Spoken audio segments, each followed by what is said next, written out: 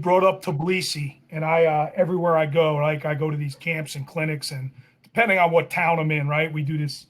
We shadow wrestle, and last 30 seconds you shadow wrestle, and if you're in a certain town, this is for the Jaguar Classic, but the finals is always Tbilisi, and nobody knows what I'm talking about. Even my college guys, they don't understand like how hard Tbilisi was. Oh my goodness! I want just touch on how hard that tournament was. That was at that point that was the toughest tournament in the world, right? Because it was a Russian national tournament, and that was before the fall of the Soviet Union, and so all those guys were trying to get on that one Russian team.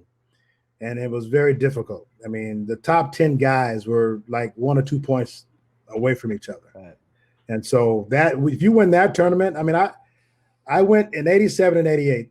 And it's interesting because in 87, Dave was on the team and Dave won the tournament, right? And I was in the weight class. I think I got 5th. The next year, I won the tournament. And so and Dave was on that tour. He came the next year, but he didn't wrestle.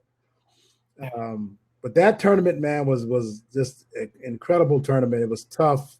Man, I think both years I went, what we would do is we would wrestle in 3 dual meets before the tournament started. So we'd be on the tour. We'd hit a dual meet at a one city, and then we go to another city, hit another dual meet. We go to another city, hit another dual meet. And these were like, they could put their best teams out against us. And so it was tough to win those duels and then go straight to the tournament. And so the year I won Tbilisi, I was 12-0 on the tour. I won all my I won 3 duels, and then I won 8 matches. 8 matches to win the title. And then every match was just a dogfight, right? And because those guys were trying to make that team, and so but it's interesting. Like I said, Dave won in 87. And then from my jump, and Anthony, you talked about my jump from 87 to 88. That's when I made the biggest jump, from 87 to 88. And because I think I realized, I mean, it took me a while to really get on that level, and it's a little different than it is today. I mean, I didn't wrestle any freestyle tournaments in college.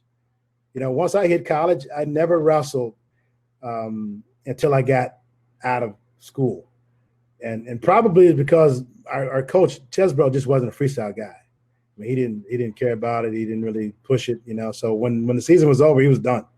And so it was really no one to really kind of push that agenda and push that freestyle. And so I never wrestled. I mean, I just worked in the summer and worked out in the summer and came back and got ready for the college season. So it's a little different than it is today. So it took me about 3 years to really get up to speed on that level to get to where I felt good enough to beat everybody in the world.